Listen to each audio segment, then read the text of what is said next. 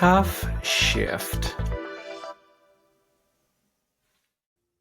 Hello, world, and welcome to another episode of TUFF SHIFT, the podcast where we unpack all that goes into surviving the job and living the dream. I am your host, Sean Patrick Murtagh, and boy, oh boy, am I literally flying by the seat of my pants with this one here. I am so excited for today's guest to be on the show. Another dream guest that just, you ask and people respond and they say yes. And it's like, oh, it's that easy.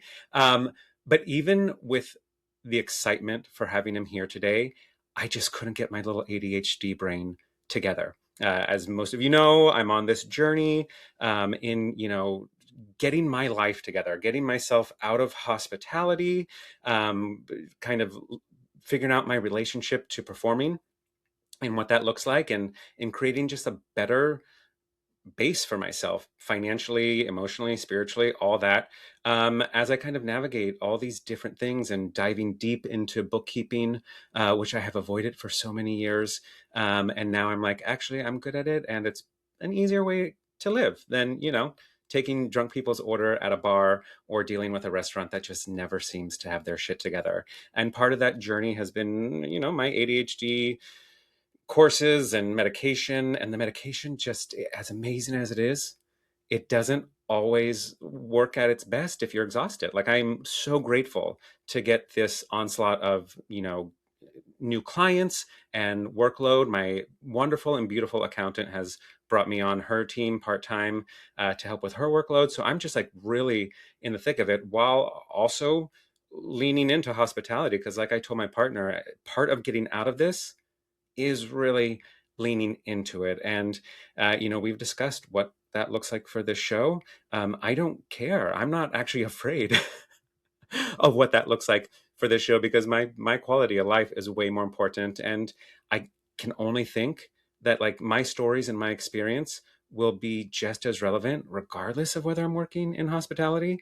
And specifically for a podcast that right now doesn't pay, I don't think it's worth staying in hospitality for. I think my partner would agree with that. I think my therapist would agree with that. And I know deep down inside, you all will agree with that too. And all that to say, oh boy, that was a lot of side journeying. I have been flying by the seat of my pants. And I'm so excited to have today's guest here. And I hope that my actions don't get in the way of my words. My intention is to have the best interview. But I just finished his outline for this episode.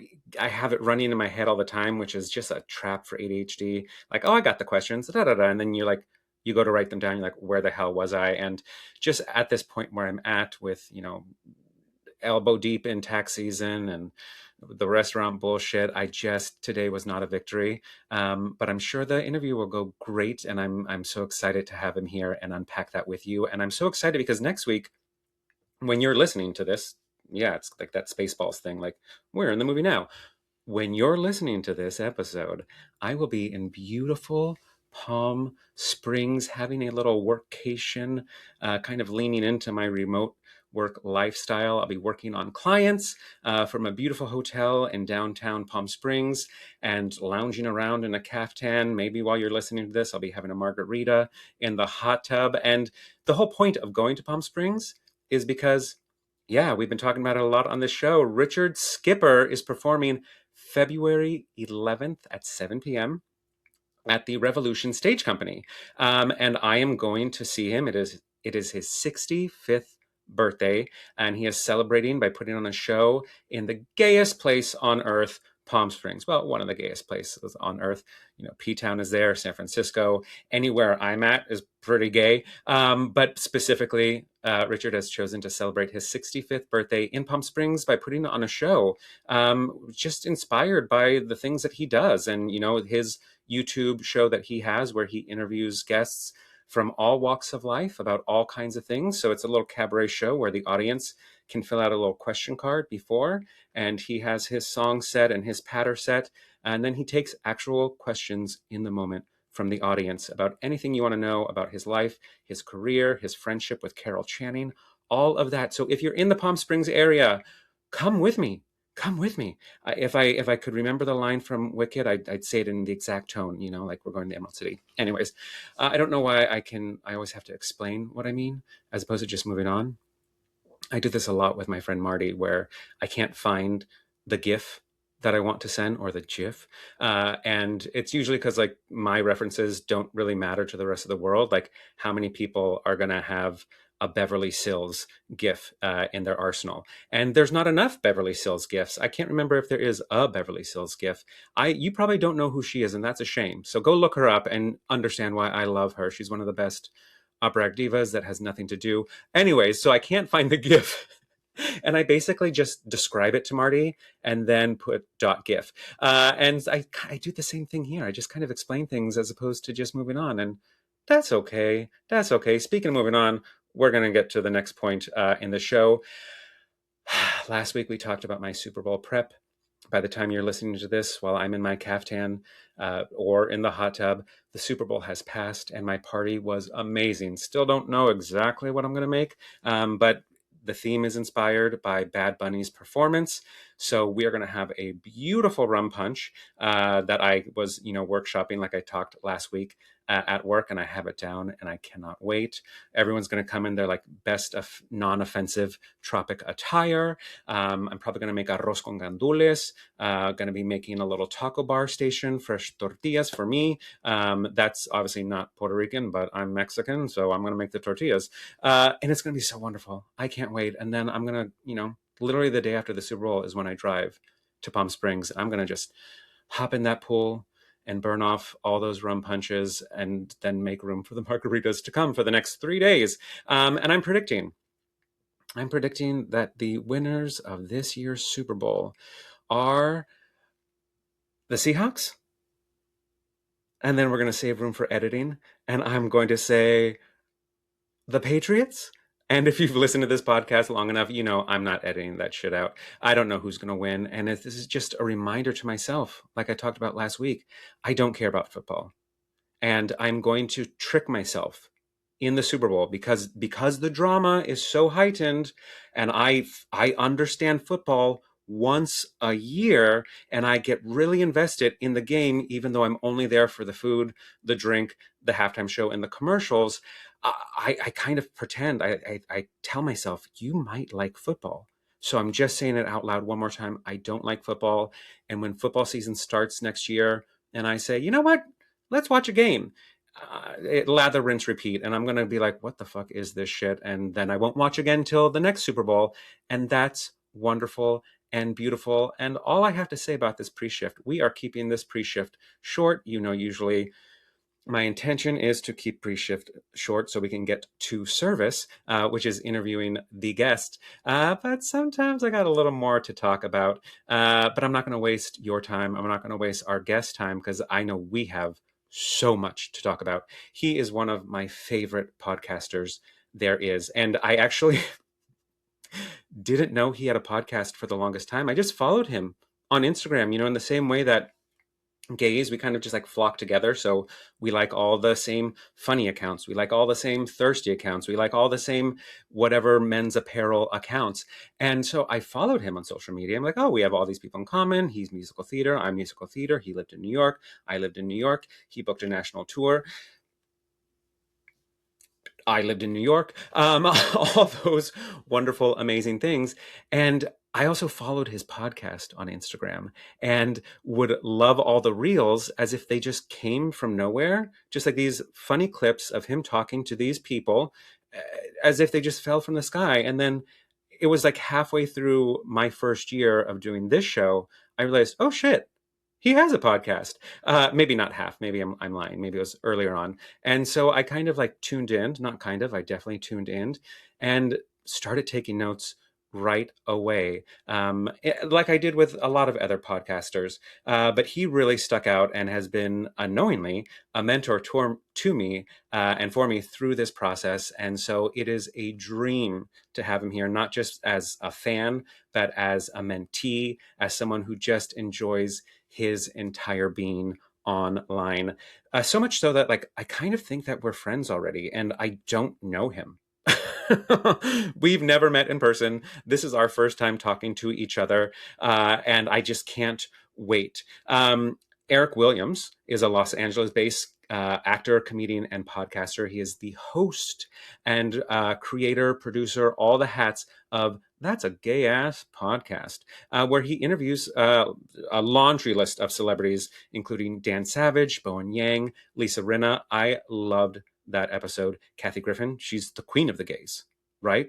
She is mama to all the gays. We love her. That was a phenomenal episode. Laura Benanti, which I think maybe it was around that time, the interview, that I realized that he had a podcast, because I was seeing the clips. I'm like, oh, she's spilling the tea about what we're all thinking. And then I was like, where can I find out more about this?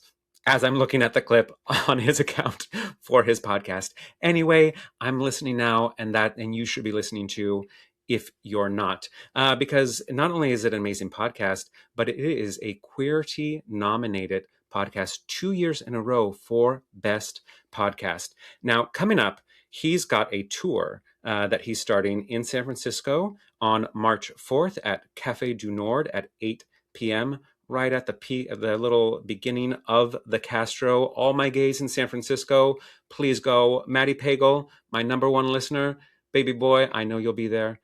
If you can't be there, cancel whatever you're doing to be there. It's going to be a great show. Chris, my brother, not gay, kinda, but not gay. Go.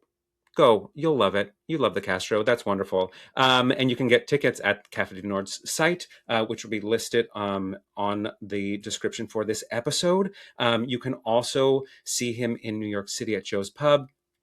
There are so many dates coming up, and you can go to ericwilliamscomedy.com to keep up with all of that. What else do I have to say? He's on Substack. I recently became a subscriber to him. I do the paywall content because his interviews are just so enticing, and I'm so glad for him that he put up a paywall. Because the point of this is to one day make money, right? And in the same way that I am working on getting myself out of my life in hospitality, he is working on getting himself out of his survival job and becoming a full-time podcaster. And I am so glad to help, because after that paywall comes a lot of spicy content that I get to the end, I'm like, I wanna no, what are they talking about? So recently I bit the bullet. I paid for the subscription, and I am 2 episodes in, even though I can go back and listen to old ones, which I will do. And it is worth every penny. It is worth every penny. So please find him on Substack. If you're not going to be on Substack, find him wherever. But for right now, let's just welcome to the show the phenomenal, the funny, the hilarious Eric Williams. I am beaming, Sean. You are such a gorgeous mensch to speak of me in that way. And I can't say thank you enough. It's so crazy to hear you say all those nice things. It is an honor to be a fellow gay podcaster and to be on your gorgeous podcast in front of your gorgeous mustache. Thank you for having me. Look who's talking. Look who's talking. This is actually one of my favorite parts of the show, is singing people's praises. I get not all the information. A lot of it is my opinion, but you send me the bio. Every guest sends me their own bio with all their accomplishments. But you know what people don't do? They don't hear it back. They send it off, and they trust that whoever is receiving it will read it. The audience looks at it and is reading all their accomplishments. And it's nice to sit there and have someone tell you all the wonderful things about you. So it's my pleasure. It is my absolute pleasure to tell you how wonderful you are. And I do, because I sneak into your DMs nearly every episode to tell you what I loved about every episode. I have to say, I love when you do that. And I think it's sometimes hard to, like, when you have a podcast or you're a creative person and you're like making the work in your home, and you sometimes forget that people actually listen. And so actually, it's funny, is we're recording this almost to the day 5 years since I launched my podcast. And when I launched it, It was February of 2021. It was very COVID era. And so I was literally not seeing anybody. And so I'm still always shocked when I either run into somebody in the real world or get a DM from somebody who actually listens or follows, because, it's very easy to feel like nobody actually does. But yeah, I so appreciate it. I also appreciate how you talked about leaving the survival job of it all. And I know this podcast, we talk about hospitality, but yeah, I'm like hustling my tits off and I'm getting close, but I've been working, I graduated college in 2012, and ever since 2012 I've been like hoping to be a full-time creator, whatever that is, and it turns Hmm. out it probably will end up being like a podcast comedy queen. So here we are, Sean. We're just doing the work. Whatever is clever. I've recently, in the past few years, come across the idea, and again, I come from immigrant, I always say immigrant experience, even though my parents were born here, but my grandparents weren't, and their being brought up by immigrants was so intense that it feels like I was brought up by immigrants, and Yeah. really just work hard, always have a job. And I used to resent when people would say, I don't work hard, I work smart. And I was like, yeah, because you're fucking lazy. And now I'm like, oh, I get it. And sometimes the path of least resistance. So if you landing a show on CBS, which I don't know why, for myself, I'm always manifesting CBS because it's one of those stations where it's like, does anybody watch these shows? Yet they run for 12 years. And so it's like, if it is through podcasting, wonderful. If it's through being on a reality show and that's what gets you there, I have no problem with anyone doing what they need to do to get to where they need to get, as long as they have what it takes, right? So all these stunt castings on Broadway, I'm like, I'm living for it. I'm living for That's it. my dream. My dream is Right. the CBS show to Broadway pipeline. Ooh, I want to like get the cushy TV money, buy the gorgeous LA home, and then say, you know what? I'm going to go to New York for X months to be an. I mean, a play would be the dream, so I don't have to worry about the voce. But God, can you imagine? Because that's what Broadway is right now. Like, there's someone from the Mormon Wives show that then did Dancing with the Stars, and now she's in Chicago, and we Yeah. salute her. We say, go We off. we definitely salute her, and especially for Chicago.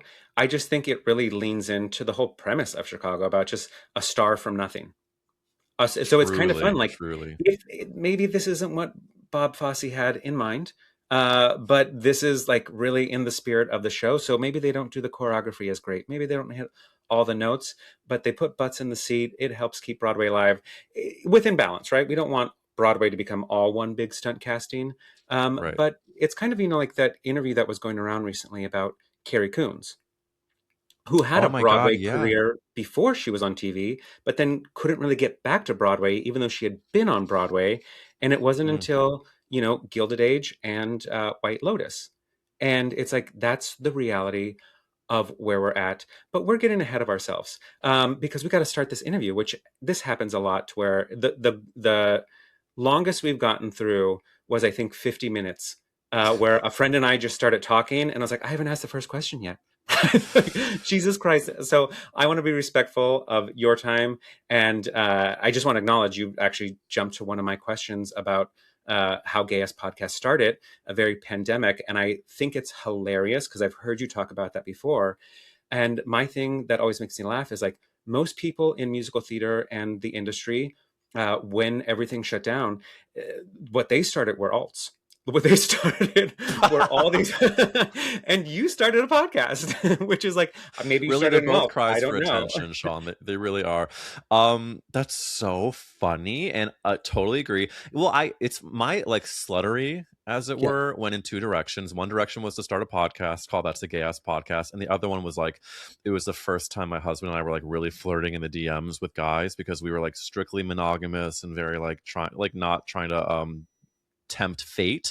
But Yes. I never started an alt. I enjoyed many a person's alt, and I want to thank them for their service. But really, the long story short is that before the pandemic, I had toiled for years in the musical theater world. I did the national tour of Elf the Musical in 2014, which I was like, oh my God, I did it. I got the big role and now I'm going to be a Broadway star. I got back to New York and didn't book a show for 9 months. I was broke and unemployed. So I got a day job as a walking tour guide through New York City.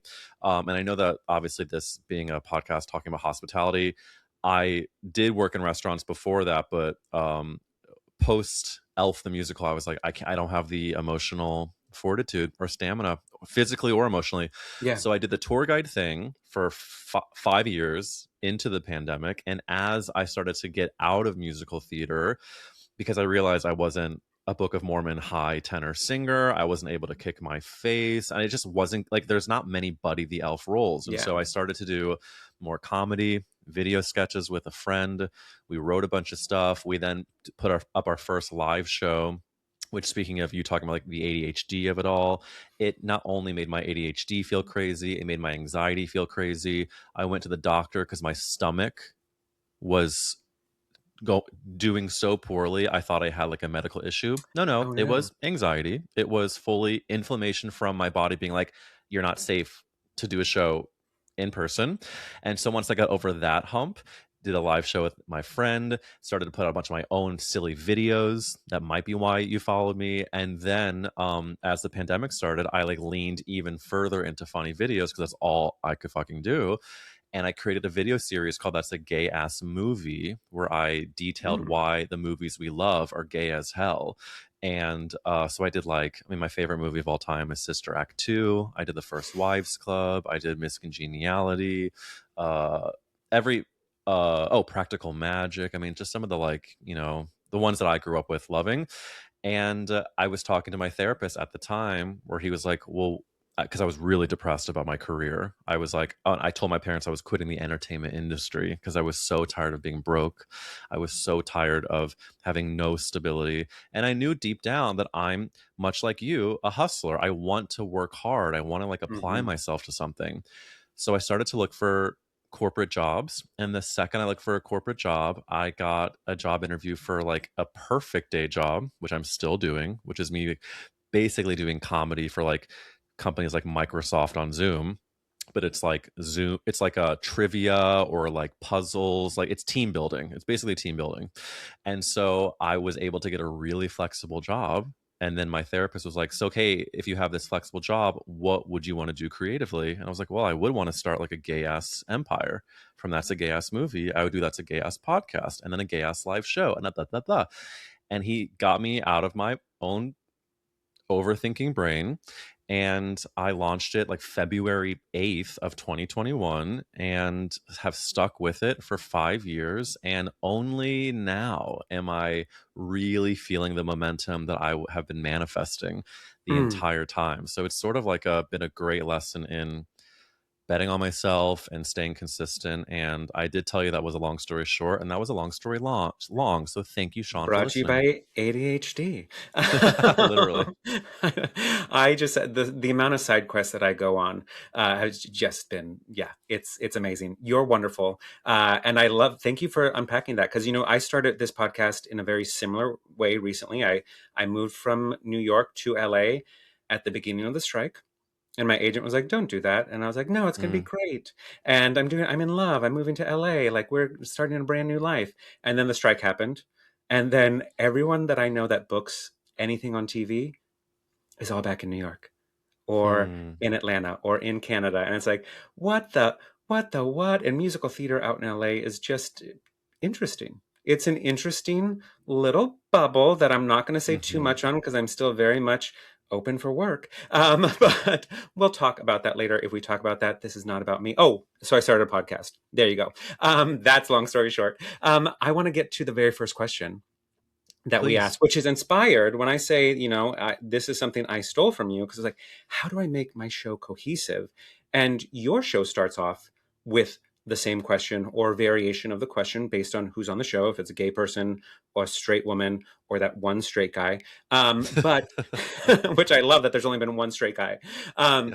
but I like to ask every guest, what was your gateway job into becoming a walking, talking, singing stereotype that is the actor, waiter, slinging hash at night, and auditioning with a Mm. prayer during the day? It's a great question, Sean. And I have kind of a two pronged answer, which is my first official entree was slinging scoops of ice cream at Maggie Moo's in high school. I grew up in St. Louis, Missouri, and Maggie Moo's was one of those franchises where you could scoop up whatever flavor you want and then Cold Stone style chop your way through whatever candy bar they want in there. And from there, I realized that I love to be a gay guy chatting with my coworkers in an apron, but I wanted to make more money. So Mm. then I moved to New York City to go to NYU. And the summer between, I don't know, sophomore and junior year, I get a job at the Michelin star restaurant Shake Shack in the theater district, where I, yes, was in love with my manager, who, yes, I did not know if he was gay or not. And yes, he was gay. And I ultimately did find myself in the shower with him. I tell the full story in my show, which thank you for plugging, by the way. Yeah. But that was my second entree. I guess it's now three pronged because from Shake Shack, I then got a job actually serving tables at Cafe Clooney in the West Village.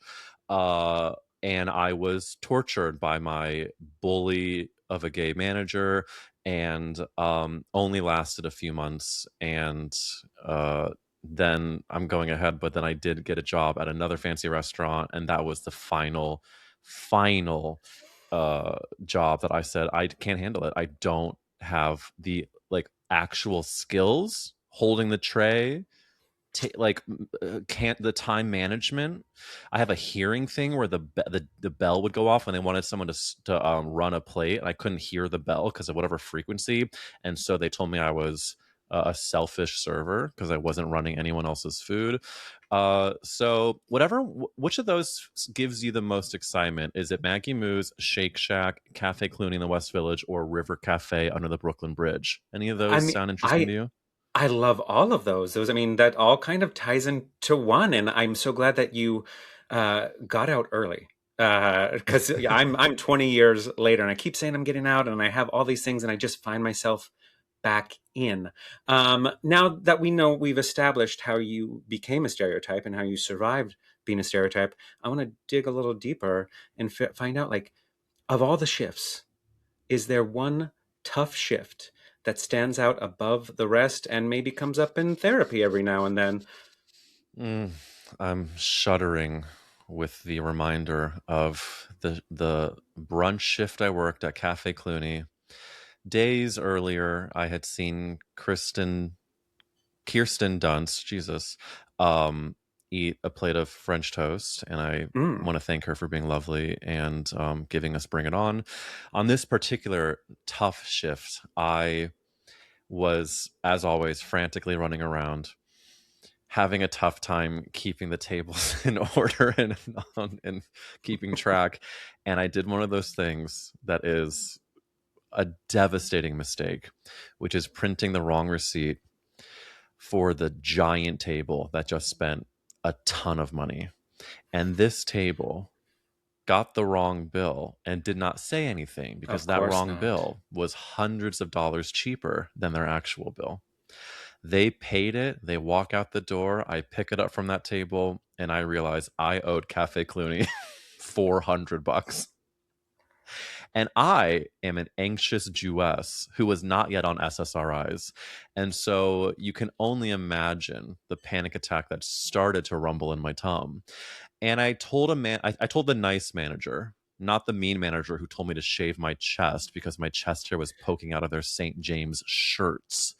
But I told the manager and basically had to like figure out like how to like give my tip money to make up for it. It was not only like devastating for like the money part of Yeah. it, the fact that I had to like pay out of pocket to make up for a mistake. It was also the deep embarrassment of failing because I am one of those millennials that was like so obsessed with getting straight A's, and as a closeted gay kid that was the only way I could show my value. And so when I as like a this was I was 21 when this happened, and to have fucked up in such a big way, I can still feel the heat in my face from that tough shift. Oh my God, I am so sorry. And I know I've done that where you run cards on the wrong tables. Like you give the right check, then you go back to the terminal and you close out the wrong bill. And it's happened so many times. I'm actually really good at fixing that on my own. I'm also Mm. really good at figuring out managers' codes. So like if any of my coworkers need anything, I don't steal, but I will fix. So I'm not, if you do something really stupid that'll take me down, I can't do that. But Mm. I can comp something. I can transfer the credit card from without having to void it. I know all these tricks, and it's like, come to mama. Mama will If only provide, I as they had you say. there. Oh, Oh if baby, only I I had you there. I would have taken care of you because my priority, I have, the restaurants, you have to figure out like what their priorities are, and you learn what they are so you can pass the test. You say what they need to hear, but then you had it really for longevity in this, which I hope nobody does have that. Um, I really hate that I have it. You got to make your own priorities, and my priority number one is me. That's number one, and nobody's Hmm. going to come before that. Second are my coworkers. I don't care about the customers. I don't care about my bosses. I don't care about the restaurant. Now, if a customer's being a dick, I all of a sudden care about the restaurant. I care about my manager. Do not speak to them that way. If the Mm. manager's fucking over a customer, I'm like, why? They're literally here paying our bills. Like, why are you being I all of a sudden care about customers. So they just kind of vie for last place. But my coworkers are just right behind me. And so help me God, I have that soccer mom arm that's like, you will not Yes. touch them. I got you, baby. I got you. I Well, it's so funny you say that. I just had a huge flashback that I definitely had, people like you that were like really a part of the teamwork element of like, kind of trauma bonding. Yeah. And this is a crazy story. So at Cafe Cluny, I had a coworker who was an evolved gay guy. I mean, I had come out of the closet at 18, right before moving to New York for college. And so, As we do. I only had a couple of years under my belt as a professional homosexual. And so this guy was like, we'll say 30, and he was, dating around, sleeping around, and regaling me with these amazing stories. And I was infatuated. I just sort of saw a version of myself that I never thought was possible. And after leaving that restaurant, I was like, man, bummer, I'm not going to see that guy anymore. Well, cut to 15 years later, and I'm in Mexico on a trip for a friend's birthday. Hey there, just checking in. I hope you're enjoying this episode so far. And if you are, why not leave us a 5-star review and a comment or two wherever you're listening to this from? And don't forget to follow us on social media at TUFF SHIFT Podcast. That's TUFF Shift Podcast. Everywhere, literally everywhere. And just a reminder, gratuity's not included, but tips are always welcome. And you can find our virtual tip jar at tuffshiftpodcast.com. That's TUFF shiftpodcast.com. All right, back to the show. And this was a newer friend that I didn't know super well. So I didn't know who was going to be there. And I look across the pool as people are, this birthday boy's friends are kind of emerging from their rooms and traveled in. And one guy gets in the pool, and I'm like, I think that is the man I worked at Cafe Cluny, who, by the way, was like a beautiful Brazilian man. And I went up to him and I was like, is your name? And before I could say anything, he goes, Eric. This was 15 years later. We worked together for 3 months at Cafe Cluny.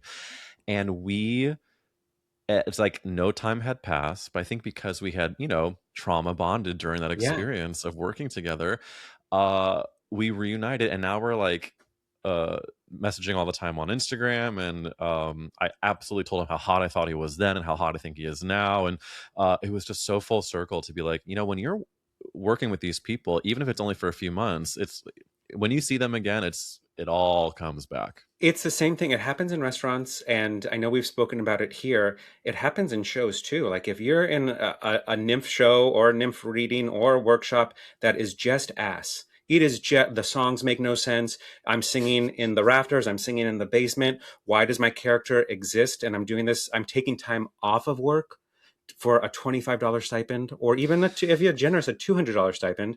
But like Oof. all that time to be in a shitty show, but you make connections for life. It happens in theater. It happens in restaurants.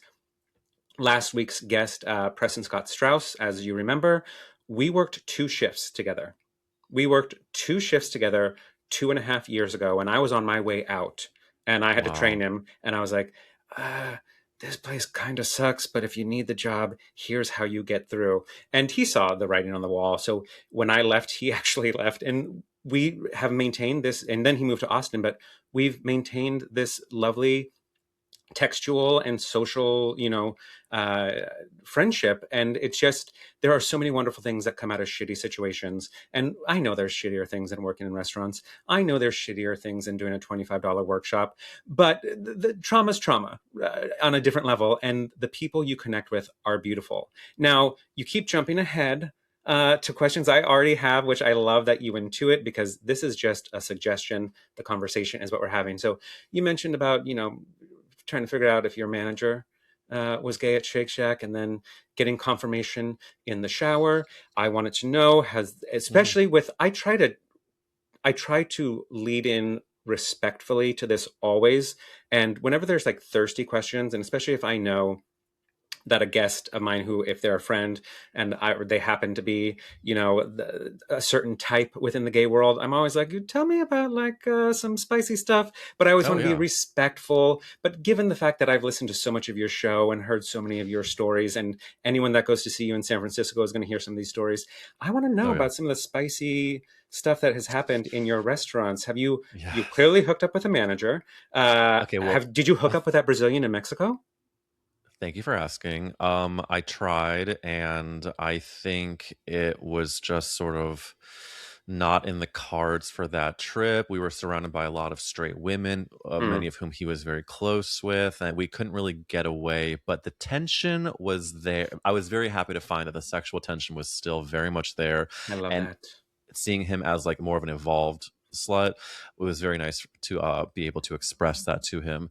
But we've like, I mean, we had a little flirty DM even just a few days ago. So I still think in this lifetime, my Cafe Cluny Brazilian and I will be uh, having our full circle moment. I do have to tell you though, the Shake Shack of it all is literally part of the show because it was so formative.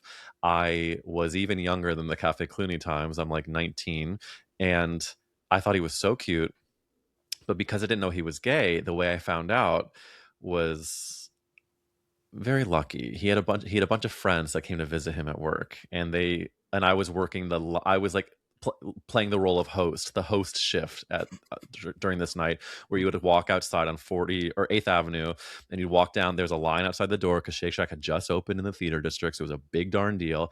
And you would just like give menus to people in line. You would chat, and my manager's friends were in line, and I said, you knowing me how forward I can be, I was just like, so I made them laugh once or twice, and I was like, here's my in.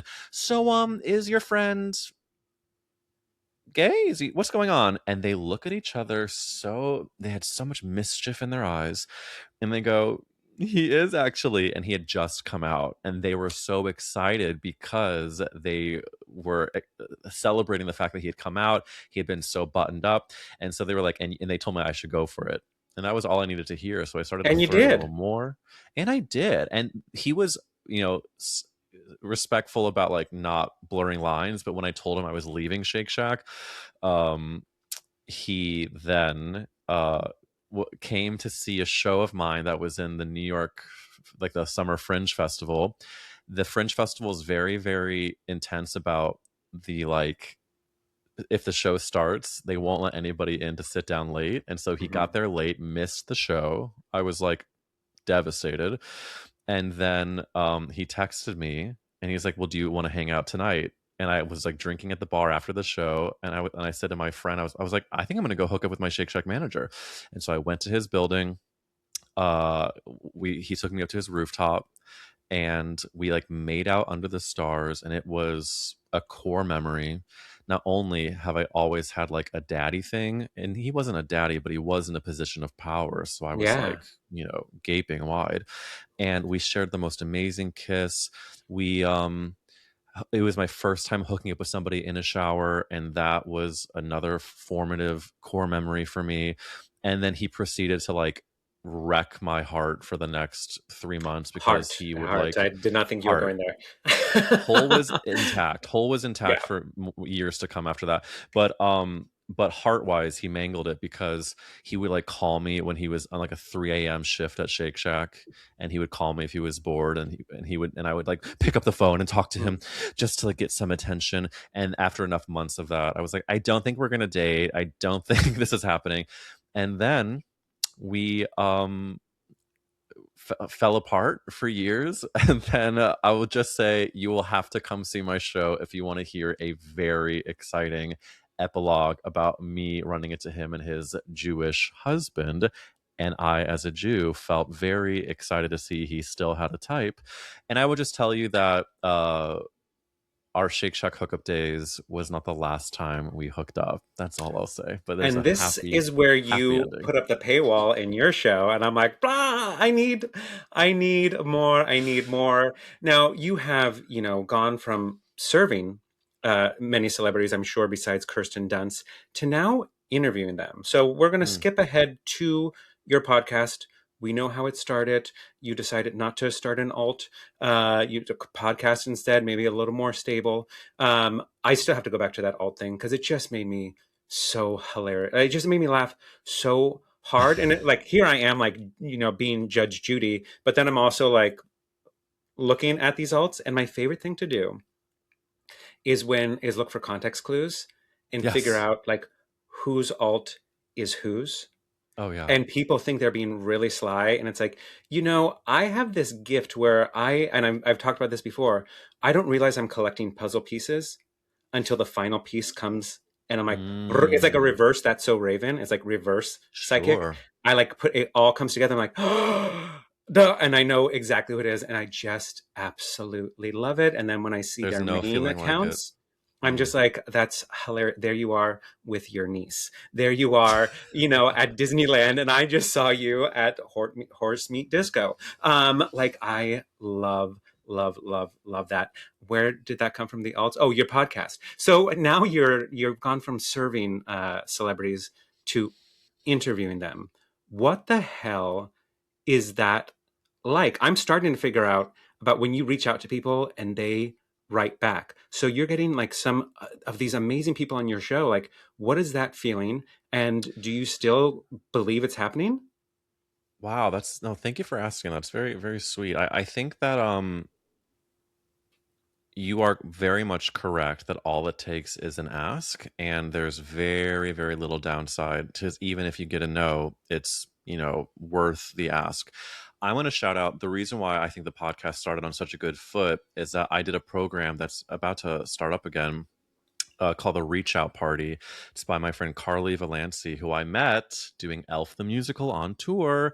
So, like you said, those relationships never die. And Carly has this program where basically she helps you create community by reaching out to a new person every single day. And it could Oh, literally be just an artist that you are a fan of and you want to let them know you're a fan. It doesn't have to be like an actual, like, I need something from you. It could simply just be, I wanted to tell you how much I appreciate your work on blank. And it could be about any single person that you either know or don't know. And so I use that as an excuse to pitch a lot of people for the podcast. And I don't remember the first like big name. Oh, actually I do.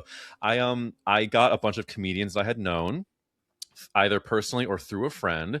And from there, I started to speak, oh, like you said, you can just ask. And so I pitched a bunch of people, and one of the first big names I got was a RuPaul girl that was current, like had just finished a season. It was Heidi in Closet, and I had oh, like a 15-minute interview with her. And so I did my best to get some good chatting out of those 15 minutes.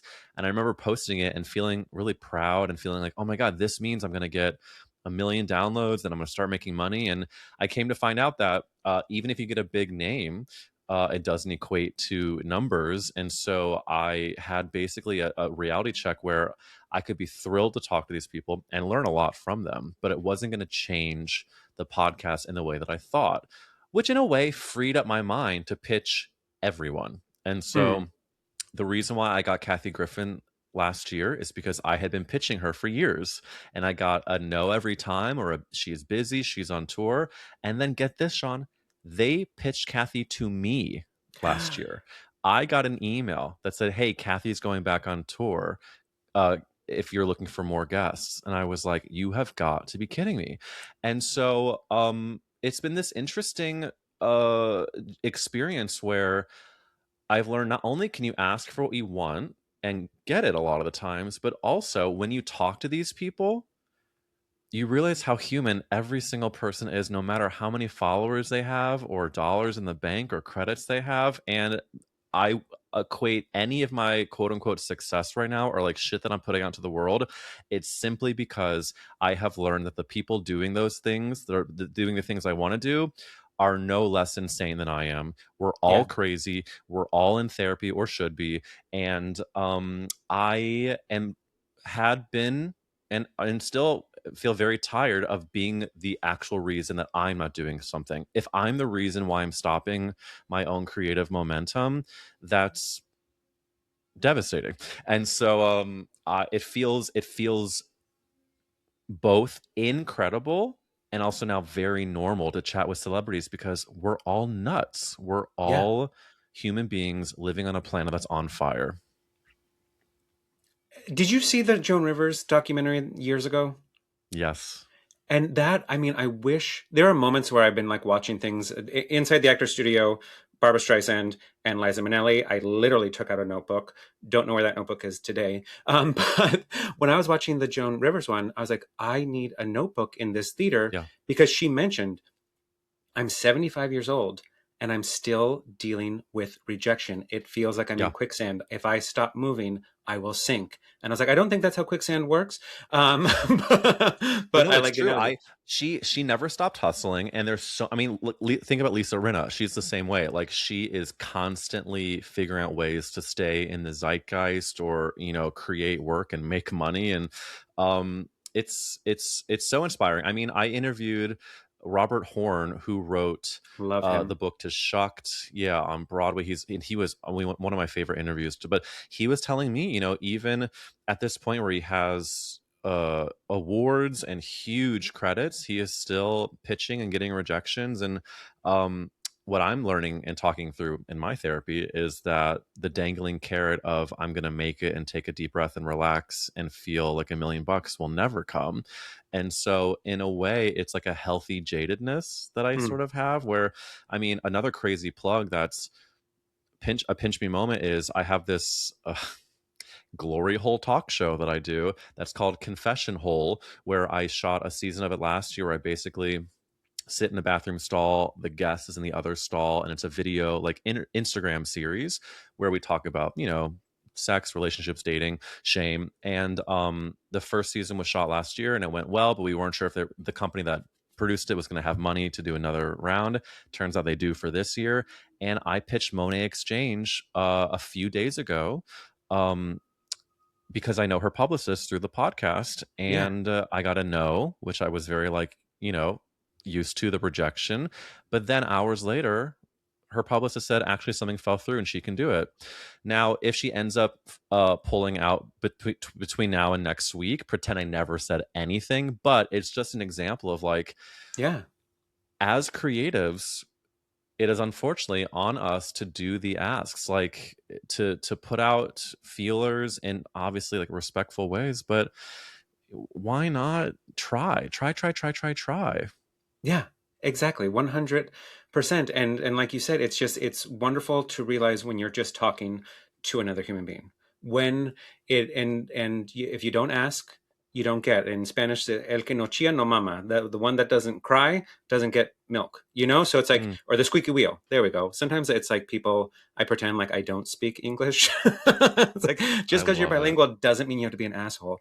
But yeah, it's an amazing experience to do that. Now, who are some of your favorite? Actually, no, I don't want to ask that yet. I've been wanting to ask this because I'm not newer to Gay Ass Podcast, but I started in like 2024. I feel like there's been an evolution since then, even still. Is there, like, did it always start off as thirsty, or how did the spicy content make its way? Was it just because of who was coming on that it was like these Yeah. questions, or how did it become a show that needs a paywall for that No, this content? is okay. So yeah, if we're gonna get into the real BTS of it all, here's what happened. I started the podcast as like, I asked the podcast question, whose fault is it that you're gay? Who do we blame? And if you're straight, like, why are you so obsessed with us? Who was your first gay? What's the deal? And that was the original idea. And I stuck with that. And then I ended up hiring a producer Nathaniel, who helps me with the editing for the video and the audio. And from there, I was like, well, you know what? I think I can actually get 2 episodes out a week. And I'm going to make my bonus paywalled episodes on Monday, like really thirsty, and entice people by having them tell some of their hookup stories. And so, as the whole last year, I was doing 2 episodes a week and my Substack was growing. I started to realize that the podcast was evolving in a way that was very natural, but Hmm. it was time to take a big swing. And you are talking to me right now in the middle of my swing. So I've barely talked about this on the podcast, but basically what I'm doing now is moving gay ass podcast to be very gay and yes, thirsty and focus on identity and shame. And then hopefully in the next month or two, I'm going to be launching a new podcast that is going to be completely separate from that's a gay ass podcast, but it's going to be me as a comedian chatting with other big Oh, personalities I love that that. is less a gay identity show. Because I, when I first started that podcast, and you probably relate to this, I was white knuckling just about all of it. My questions, my editing, my I mean, even you were saying it in before I came on about how you didn't have as much time to prep as you wanted to, and I very much deal with the same thing, but I'm learning that because I'm this sort of healthy jadedness of a Yeah. person now, I'm realizing that if you take a big swing or change your podcast or change what you're doing, because it feels really organic and right to you, then that's good. So I have a new title for this new podcast. I'm going to start I have to shoot a whole new poster and blah blah blah blah blah, and I'm trying to record it in person instead of just virtual. And there has absolutely been an evolution of it, and the first 2 to 3 years there wasn't, because I was so afraid of taking any risk outside of the already big risk of putting out a podcast that maybe either nobody would listen to or nobody would like. And Hmm. so yeah, I'm like now allowing myself to like fucking throw shit at the wall, and allow the data that I get not only from like sure whatever listeners and numbers, but also just like from how it feels to dictate my next move. So yeah, Gay Ass Podcast is now going even gayer and hornier, and then I'm gonna have a not horny but still gay because it's me chat show that will be launching sometime in the next month or two. Now, can I make a request that you don't have Please, to honor, but I just want you to hear it? please. You have had some of my like deepest celebrity Broadway TV crushes on your show before it went full thirst. So I need you to bring back Michael Urie. Mm, I need you to bring back Barrett Foa. And mm, then a newer crush that became a crush because I heard him on your show, Max Clayton, because we all remember the infamous sweaty dance belt story, which I'm not even, uh, that is not, no shame, whatever. That's not usually my thing. But the way he described it, I was like, what the like, this is for free. This is free content. And recently I was listening to an episode of one of my favorite online comedians, Connor Janda, and the paywall went up love. and I was like, I need to, and I've told you, I mean, this is some of the DMs that I've sent you. I was like, oh my God, I'm in love with Barrett Foa, who also, I bet you wish that that was an in-person interview, because I don't know if you felt it, but I watching it, I was like, there's some fucking chemistry here. And I'm not trying to get anyone in trouble with anyone's partner. What's agreed between two or more people is what's agreed upon. But I was like, this is, I'm enjoying this. I'm going to open a Oh window, man, like, so yeah. Do you have any dream guests that you would want to bring on in the near future to are you talk asking me who I stuff want like to that? fuck? Yeah. I mean, well, first of all, Thank you. you have great taste. You have great taste in men. Max Clayton has been a forever crush of mine, and as you know from listening, and if anybody doesn't listen, I talk a lot about body hair because I grew up with like really big shame about my own, and like I mean, like debilitatingly so. And Max Clayton is like Broadway, star, so talented, so sweet, hairy as hell. Um, I in terms of like future guests, I mean, yeah, I'm constantly dreaming about people and pitching. The thing is that like I Dan Savage, I will always have a crush on, and he's already Hmm. done the podcast, but he's actually going to be coming back on because I just did his show, and he just if I ever get a DM from him or get to chat with him, I'm very rarely Please nervous be a about dick pic. podcasting Please interviews be a dick anymore pic. simply because yeah, truly. I don't get nervous too much because it's just like when you've recorded a lot, you just like kind of know what your body is getting into. But Dan Savage, I before going on his like a week ago, I was like very nervous. What's so funny is that I've got a Broadway one that this is kind of niche, but do you know Charlie Williams?